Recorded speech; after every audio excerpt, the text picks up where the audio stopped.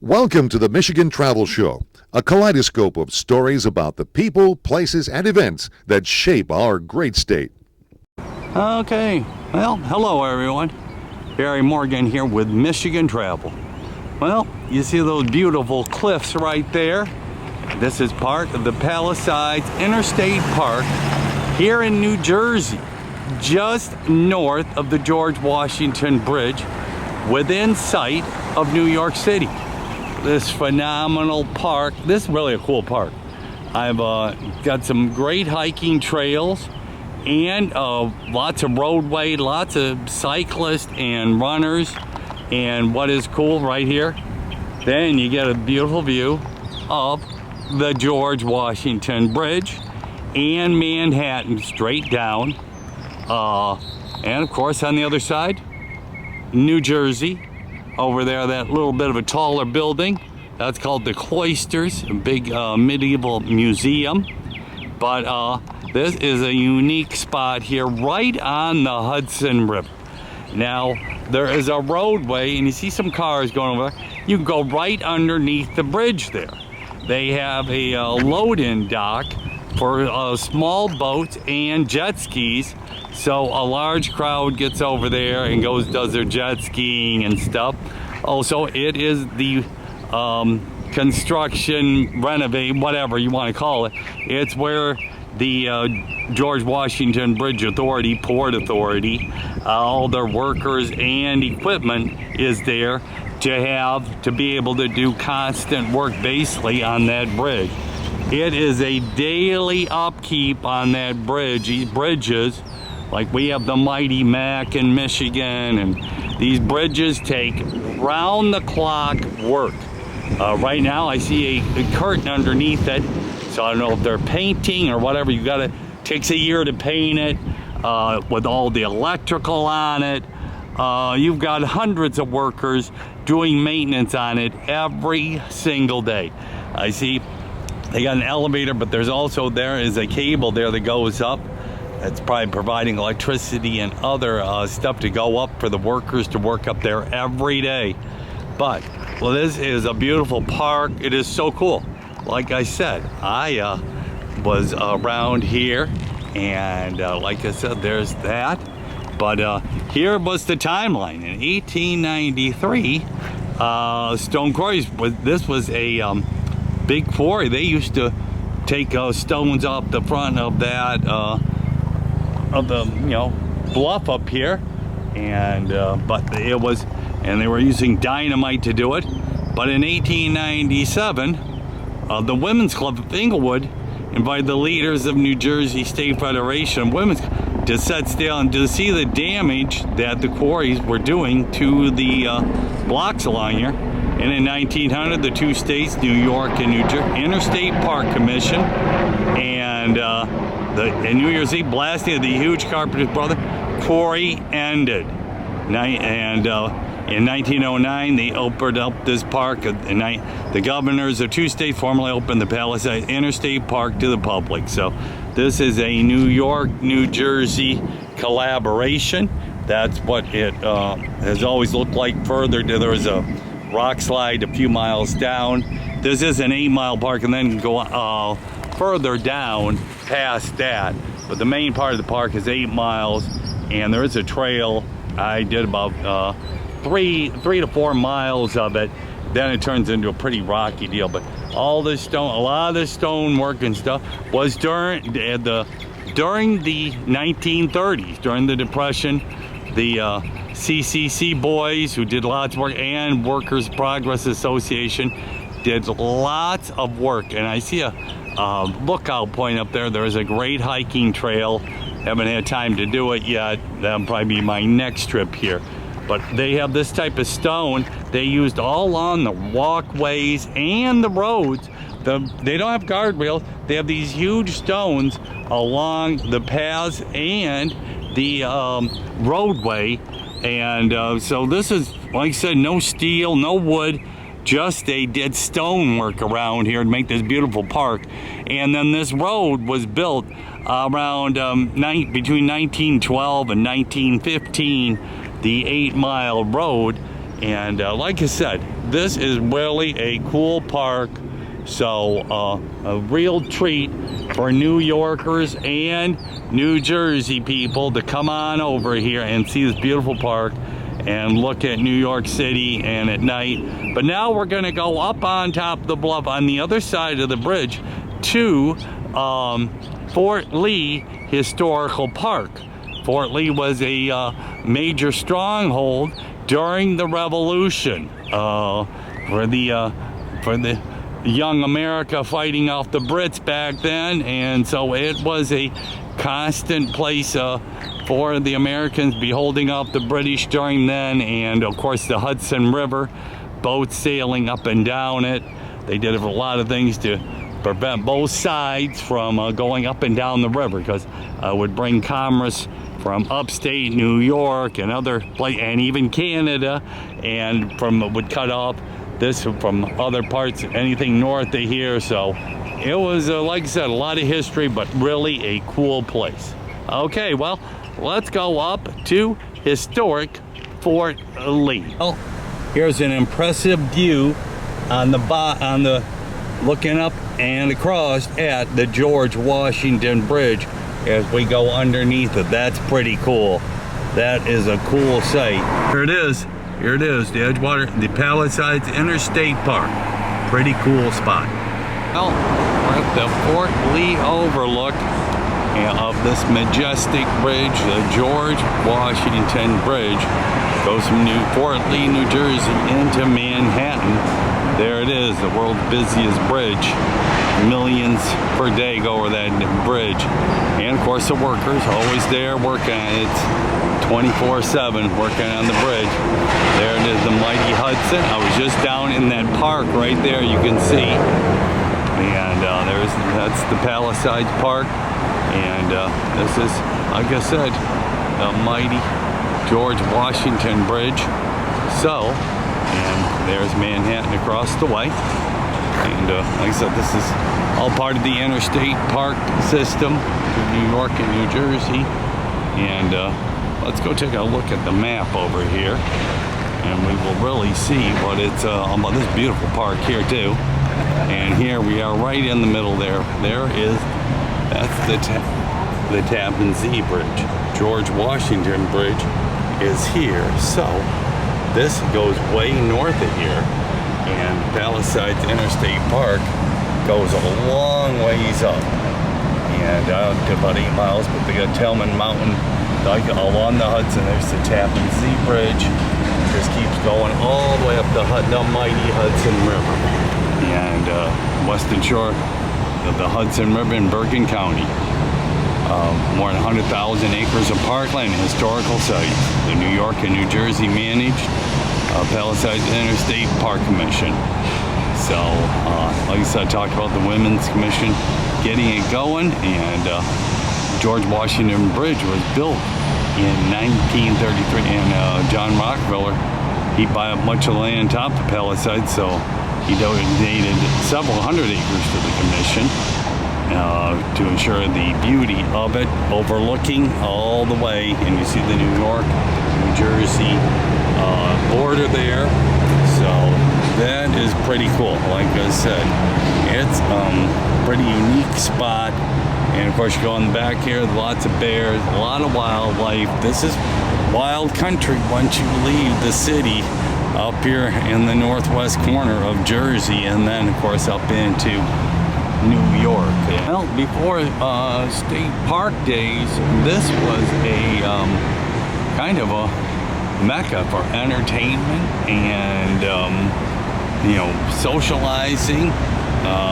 Called America Show for the Riviera. They had all kinds of stuff going on here, up to 1953. Like I said, there was all kinds of stuff up here, but lots of this land was bought up by the state and turned into a huge park. A lot of history at this place. It's kind of a cool place, this whole area here. I'm getting a real kick out of it, seeing all the stuff that was here. Filmmakers, in 1912, 1915, that's when they built the park over there. The early 1900s they built the road over there, and then the 30s, the CCC boys. But then, of course, the big whopper bridge here. The spanning the Broadwater with a single leap over 3,000 feet. Chose this site for fort during the Revolution because it's high on ground, and either side, Washington, for a bridge, and same reason they picked a bridge. And they talked about a bridge as the late 1920s, the Port Authority, and with jurisdiction over Lower Hudson's crossing, designed so it's called the Hudson River Bridge. In 23, the Port Authority selected design Swiss-born Othmar Ammann, and daring twice as long as any suspension bridge then existing. It had a 3,500 center span suspended between the steel towers, strong enough to carry 2 levels of roadway or rail. The visual spans for towers based stone and concrete seen in showing the Port Authority broke ground for the project in 27. Stop mark collapse of 29. The Great Metropolitan Agency abandoned the stone facing, and the steel grid towers were left exposed. Oh, so we're planning in stone, and they just left it with just steel tower. It's the busiest bridge in the world. The length of the bridge between the anchored is 1,451. The width of the 36-meter width of the road is 90 feet. The height above the water is 604 feet. The height of the tower. The water clearance of midspan is 212 feet, high enough for the tallest vessels in the world to pass beneath. 4 3-foot, 1 meter thick cables, enough composed of single-stranded, carried back and forth across the river 61 times. The main ends of massive concrete anchorage is built to secure the cables. Here in New Jersey, the cables are anchored into the rocks of the Palisades. In 1930, the first year of its over 5.5 million crossed the bridge's 6-lane road. The original was 50 cents. Traffic demanded additional construction became the 2 center lanes of bridge, which had been left in the original construction, were open to traffic, increasing the capacity bridge by 1/3. The lower level was open to traffic. In August the 6th, adding another 6 lanes for a total of 14. Today, the bridge is considered the busiest vehicular crossing in the world. More than 100 million vehicles cross the over 200,000 per day. Original telephone rail service crossed in a restaurant proposed the top of the new, but the idea was this during construction. Story goes to bridge workers convinced that a few people would be uncomfortable sitting down a meal more than 300 feet above active roadway. For this design and abandonment of stone face the tower, the structure was complete ahead and under budget. The bridge was first dedicated to George Washington Memorial, but was later shortened to George Washington Bridge. Other names, Flinders and Fort Lee Bridge, Columbus Bridge, John Borge, Palisades Bridge. Locally it's called GWB or GW. The George was launched the suspension bridge for over 6 years. In 1937, the Emperor's Golden Gate took that title, held up until 1964, and the Verrazano Narrows Bridge as the George was the 24th longest suspension bridge in the world. Still a phenomenal structure. There's a barge being pushed up the river, one of the few boats I've seen there doing any work, but a barge. There's probably some other boats have come by. Lots of pleasure craft. This is a huge bridge and a huge waterway. Well, from this very spot, well, the revolution was kind of won here. The battle for the Hudson. Even after the events here on both sides, the Americans continued to see the Hudson as the key to victory. British control of strategically loaded estuary could effectively divide the rebellious New England colonies from Virginia and the rest of the South. From this very spot, you might see British vessel transporting loyalist raiders upriver to attack Patrick, Enclaves, or Cloister. Or in 17, you might see the HMS Vulture sailing down with Benedict Arnold after its attempted betrayal of West Point. Or in 17, you may see the HMS Privilege as it brought British General Guy Carleton upriver to Dobbs Ferry to meet with Georgia to discuss terms for the British surrender.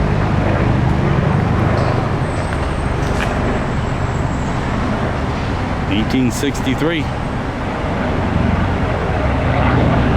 Yeah. Engine exploded on one of those battle boats, and a dozen lives were lost on the icy canoe. The miracle on the Hudson. Oh yes, just less than 20. Take off from LaGuardia, bitterly cold January afternoon. U.S. Airlines Flight 50 struck a flock of birds and lost all engine. As pilots maneuvered to crash land on the Hudson, the aircraft barely cleared the towers of the George Bridge. Just a few miles, they were able to make what has been called the most successful ditching in aviation. All 150 were safely rescued from boats on the river. Unbelievable. Clear water comes to Hudson. Many believe the Hudson was too polluted to be, but not the folk singer Pete Seeger. He inspired the vision to build an authentic reproduction of the Hudson River slope, a workhorse vessel of the 1890s. Imagine sailing the link, a unique floating cloud for all. As word of his styles contributed talent and funds the effort. At the time, a new sense of concern for water and growing across the nation, and more people get involved to protect them. In many different today, the Hudson River shows profound songs, and Clearwater still sails, keeping Pete's vision alive. You might even see Clearwater on the river from this spot. Cool. That's a lot of history here. The wedding on the waters, the Erie Canal, opened in 18 and Jamaica, 10-day, 300 from Buffalo and Western to New York Harbor by boat. By the way, on this bat, Clinton poured a keg of water from Lake Erie into the symbolically wetting the Great Lakes with the dollar still sculpted. Clinton's ditch now connected New York City, the very heart of the continent. On September 6th, Dutch sailing Ham sailed between this spot and way up to the widening tidal estuary known as the Algonquin. People river that flows. Captain's mission that find the northwest to the bay, and while he didn't discover the fabled ocean, it didn't exist. He and his crew found they sailed in a beautiful river valley. The indigenous people who lived here welcomed trade offering and furs for metal tools and other Europe. Decades later, the river would be named the ill-fated English captain of the Half Moon, Hudson, Henry Hudson. Pretty cool, lots of stuff. The Society of Cincinnati in the city of New York. Yeah, only in New York City. From this spot. Yeah. Lots of things have happened right here. Okay, fun fact about this mighty river and Manhattan. Back during the Revolution, we're talking 1780, there was only two ways to get into Manhattan. There was two small bridges linking Manhattan to the mainland. Both crossed a relatively narrow channel at the far northeastern part of the island. The only other way on the Manhattan Island was by. But today there are 21 bridges and 15 tunnels that link Manhattan to the mainland. Yes, pretty cool. Of course, lots of battles for the island during the Revolution. British water called the Battle of Fort Washington, seen in the north. Flatboats swam from Harlem River to land them on Manhattan. HMS Pearl can be seen in the Hudson and the Palisades in the distance.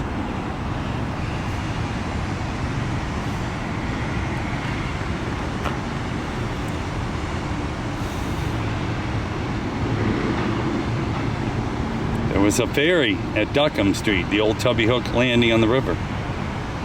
Took a million vehicles per year across. The ferry couldn't compete after the George Washington Bridge was built and went out of business in '41.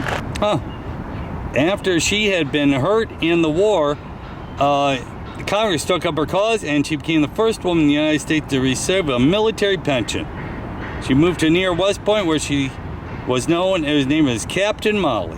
Upon her death in 1890, Margaret Corbin was buried in the Paupers Cemetery. She was honored with a memorial at the cemetery of Westport in 1920. Yeah, strong woman. Fort Washington had a center. At the time of in New York City, the time of the were occupied only the southernmost end of about 10 miles to south of Fort Washington. The rest of the island was sparsely populated, and most people who lived outside the city were clustered in small with towns like Greenwich, Tubby Hook, and Harlem. In October 30, only 30 years after these photos, the George Washington would open, spanning the river from Fort Lee to Manhattan, about here. Yep. These pictures were taken in the early 1900s. Pretty cool. Yep. The mighty GW. Yep. Pretty cool. And there it goes all the way down to Manhattan. And they're building another building over there with some more cranes. Well, this is interesting.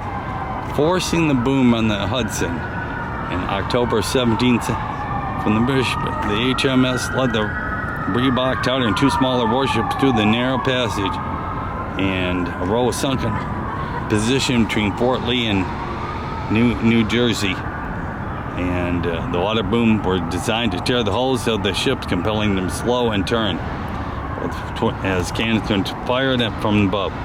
It's not the first time the Phoenix, which arrived in these waters, would lead a squadron through these dangerous. During earlier days, America had exacted price on British ships and their crews, but could not turn them as the vessels continued upward in the Tappan Sea. They spread panic among living there, while officers on board recruited loyalists, not volunteers, to fight for the king. Now in October, British ships was once more defied a stark reminder of what it meant to go up against the most powerful military in the world. Still, Robert Magoo, and commander of Fort Washington, assured that the fort would hold out until at least November 6th, tracking both land and water. The British would capture Fort Washington in just 4 days later before Fort Lee's return to fall. Moored by first taking the sea in 17, HMS Phoenix sailed with a crew of almost 300 men and boys' arsenal of deadly weapons, ammunition, racks, 44 cannons, tons of black powder, iron shot, and a small printing press of supply paper. Operatives used the last weapon to print and distribute counterfeit American, and part of the British strategy to inflate and destabilize the struggling American economy.